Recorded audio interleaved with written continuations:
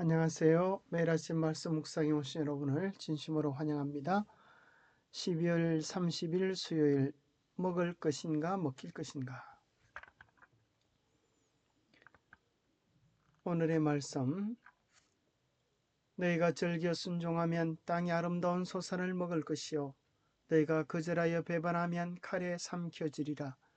여호와의 입의 말씀이니라. 신실하던 성읍이 어찌하여 창기가 되었는고, 정의가 거기에 충만하였고 공의가 그 가운데 거하였더니 이제는 살인자들 뿐이로다. 내 은은 찌꺼기가 되었고 내 포도주에는 물이 섞였도다. 내 고관들은 패역하며 도둑과 짝하며 다 뇌물을 사랑하며 예물을 구하며 과를 위하여 신원하지 아니하며 과부의 송사를 수리하지 아니하는도다. 그러므로 주 만군의 여호와 이스라엘의 전능자가 말씀하시되, 슬퍼다 내가 장차 내 대적에게 보응하여 내 마음을 편하게 하겠고 내 원수에게 보복하리라. 내가 또 내 손을 내게 돌려 내 찌꺼기를 잿물로 씻듯이 녹여 청결하게 하며 내 혼잣물을 다 제하여 버리고, 내가 내 재판관들을 처음과 같이 내 모사들을 본래와 같이 회복할 것이라. 그리한 후에야 내가 의의 성읍이라 신실한 고리라 불리리라 하셨나니, 시온은 정의로 구속함을 받고 그 도로운 자들은 공의로 구속함을 받으리라. 그러나 배약한 자와 죄인은 함께 패망하고 여호와를 버린 자도 멸망할 것이라. 너희가 기뻐하던 상수리 나무로 말미암아 너희가 부끄러움을 당할 것이요 너희가 택한 동산으로 말미암아 수치를 당할 것이며, 너희는 잎사귀 마른 상수리 나무 같을 것이요 물 없는 동산 같으리니, 강한 자는 사물하기 같고 그 행위는 불티 같아서 함께 탈 것이나 끌 사람이 없으리라. 생각할 문제, 성경 전반에 걸쳐 나타나는 어떤 주제가 여기에 다시 등장하는가? 우리는 왜 둘 중 하나만을 선택해야 하는가? 왜 절충의 여지가 없는가? 오늘 나는 매일 바른 선택을 하며 살아가는가? 성경 전반에 걸쳐 나타나는 어떤 주제가 여기에 다시 등장합니까? 너희가 즐겨 순종하면 땅의 아름다운 소산을 먹을 것이요 너희가 거절하여 배반하면 칼에 삼켜지리라. 여호와의 입의 말씀이니라. 자, 이 세상에는 두 가지밖에 없습니다. 성경 전반에 나타난 주제는 순종하면 아름다운 소산을 먹을 것이요 너희가 불순종하면, 다른 말로 하면 거절하여 배반하면 칼에 먹히리라 라는 것입니다. 칼에 삼켜지리라. 둘 중 한 가지입니다. 먹을 것인가 먹힐 것인가. 순종하면 먹을 것이요 불순종하면 먹힐 것입니다. 교과 16페이지에 이사야 1장 19절에서 20절의 논리적인 구조를 주목하라. 그 백성이 하나님께 자원하여 순종하면 그들은 땅의 아름다운 소산을 먹을 것이다. 그러나 용서와 회복의 제안을 거절하고 그분을 배반하면 칼에 먹힐 것이다. 선택은 그들의 것이다. 이 구절은 조건적인 복과 저주를 포함하고 있다. 이사야 1장은 모세가 이스라엘 민족과 언약을 체결할 때 했던 말을 되풀이하여 적용한다. 내가 오늘 하늘과 땅을 불러 이스라엘 너희에게 증거를 삼노라. 내가 생명과 사망과 복과 저주를 네 앞에 두었음즉. 결국 우리 앞에 있는 것은 생명이든지 사망이든지 복이든지 저주든지 둘 중 한 가지뿐인 것입니다. 그것은 성경 전체를 관통하는 신명기 28장 복과 저주의 장에서 다시 한번 확인하게 됩니다. 네가 네 하나님 여호와의 말씀을 청종하면 이 모든 복이 너희에게 임하여 너희에게 이르리니, 성읍에서도 복을 받고 들에서도 복을 받을 것이며 너희의 몸의 자녀와 너희 토지의 소선과 너희 짐승의 새끼와 소와 양의 새끼가 복을 받을 것이며 너희의 광주리와 떡반죽 그릇이 복을 받을 것이며 네가 들어가도 복을 받고 나가도 복을 받을 것이니라. 자, 뭐하면요? 청종하면, 다른 말로 하면 하나님의 말씀에 순종하면 이 모든 복, 이것이 우리에게 임하겠다 하셨습니다. 들어가며 나가며 앉으며 서며 얻는 모든 복들이 순종할 때 오는 것이지만 불순종하면 이 모든 것들이 변하여 저주가 될 것입니다. 불순종하면 성읍에서도 저주를 받고 들에서도 저주를 받고 들어가도 저주를 받고 나가도 저주를 받을 것입니다. 복과 저주는 정해져 있는 것이 아니라 오늘 우리의 태도에 달려 있음을 이야기합니다. 순종하는 자는 복을 받을 것이요 불순종하는 자는 저주를 받을 것입니다. 이것이 성경의 중요한 주제입니다. 우리는 왜 둘 중 하나만을 선택해야 하는가? 왜 절충의 여지가 없을까요? 16페이지입니다. 모세는 이 말들은 신명기 17장에서 30장에 나오는 언약을 마무리하면서 일련의 견고와 복과 저주를 요약하고 있다. 이 언약의 요소들은 하나님이 그들에게 행하신 일을 언급하고, 둘째, 언약이 유지되기 위해 준수해야 할 조건 또는 규정에 대해 진술하며, 셋째, 정인들을 언급하고, 넷째, 그들의 언약의 조건을 지킬 때와 어겼을 때에 어떤 일이 있을지를 경고하는 복과 저주에 대하여 말한다. 그래서 그 당시에 통상적인 계약들은 다 궁극적으로 이런 네 가지 요소들을 가지고 있는 것입니다. 그 마지막이 뭔가 하면 언약을 지키는 것과 지키지 않은 것에 따라서 복과 저주가 있음을 선포하는 것입니다. 이러한 요소들은 히타이트와 같은 이방 국가에서 정치적인 조약을 체결할 때에도 같은 순서로 나타납니다. 그래서 하나님은 이스라엘과 언약을 맺을 때 그들이 이해할 수 있게 할 뿐 아니라 그들이 선택한 언약 관계의 성격과 그 결과에 대해 가능한 한 구속력을 갖게 하고자 이러한 언약의 형태를 취하셨습니다. 언약의 복은 어마어마한 것이었으나 만일 그것을 어겼을 때에는 이전보다 더 못할 것이었습니다. 성경에 있는 핵심적인 사상을 한마디로 말한다면 고린도전서 15장 22절입니다. 아담 안에서 모든 사람이 죽은 것 같이 그리스도 안에서 모든 사람이 삶을 얻으리라. 우리는 다 아담 안에 있는 사람들입니다. 그래서 모든 사람에게 궁극적으로 죽음이 왔습니다. 오늘 우리의 선택은 이것입니다. 그대로 있으면 죽음의 길을 갈 것이지만 그리스도 안에 있기로 선택하면, 예수 그리스도를 개인의 구주로 받아들이면 모든 사람이 삶을 얻을 것입니다. 삶과 죽음의 선택이지 이 중간 사이에는 존재하는 것이 없는 것입니다. 순종하여 받아들이면 생명을 얻고 거절하면 사망을 당할 뿐인 것입니다. 신앙은 취미나 오락이 아닙니다. 생명과 사망의 문제입니다. 로마서 5장 15절에 이야기하기를, 그러나 이 언사는 그 범죄와 같지 아니하니 곧 한 사람의 범죄를 인하여 많은 사람이 죽었은즉 더욱 하나님의 은혜와 또한 한 사람 예수 그리스도의 은혜로 말미암은 선물은 많은 사람에게 넘쳤느니라. 한 사람 곧 아담의 범죄를 인하여 많은 사람이 죽게 된 것처럼 이제 우리에게 그것보다 비교하여 더 큰 은혜가 이르러 왔는데, 그것은 한 사람 예수 그리스도의 순종으로 말미암아 모든 사람에게 넘치는 은혜입니다. 우리가 그리스도를 선택할 때, 그리스도를 받아들일 때 우리가 당했던 고난과 아픔, 슬픔과 눈물과는 비교할 수 없는 더욱 넘치는 은혜가 우리를 위하여 기다리고 있는 것입니다.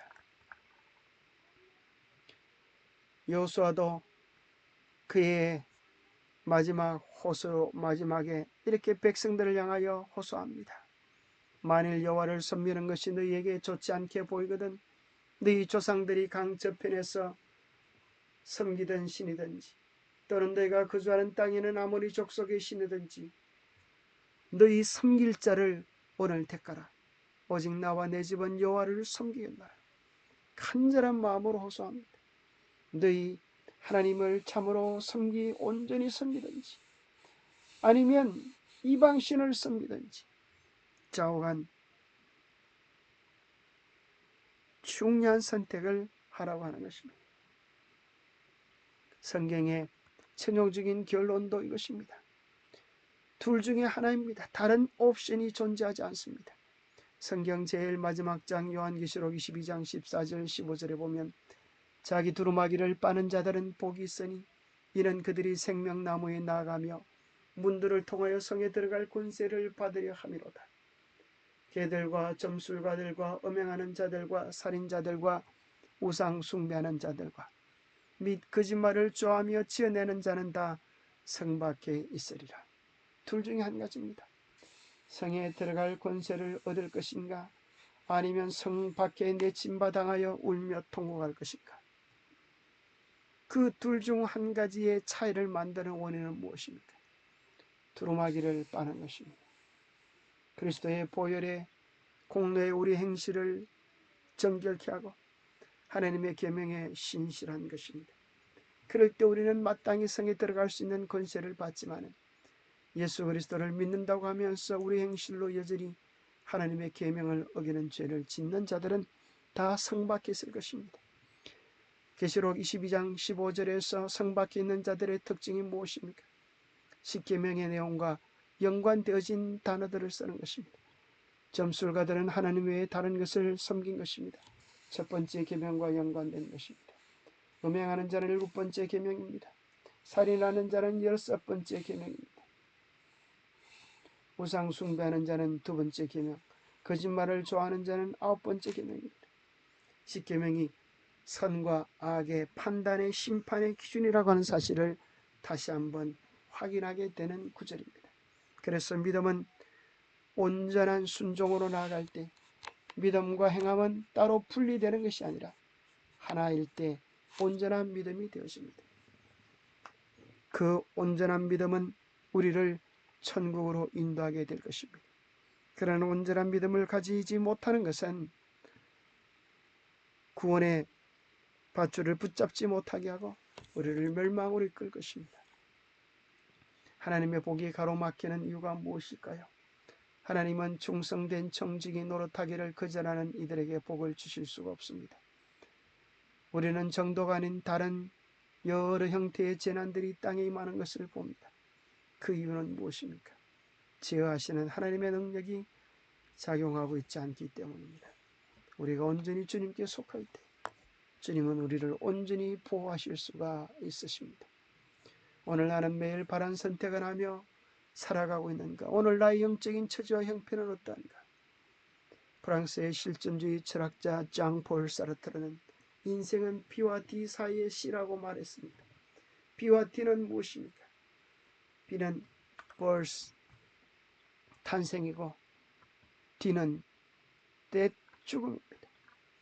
우리 인생은 무엇입니까? 공동묘지가 종착지인 버스를 타고 그 안에서 서로 좋은 자리를 차지하려고 다투는 것 같습니다. 그러나 인생은 B와 D 사이의 C입니다. 바른 것을 선택할 때, 예수 그리스도를 선택할 때 누구든지 멸망치 않고 영생을 얻는 놀라운 소망이 주어지는 것입니다. 우리 인생은, 신앙은 한순간이 아니라 매 순간의 선택입니다.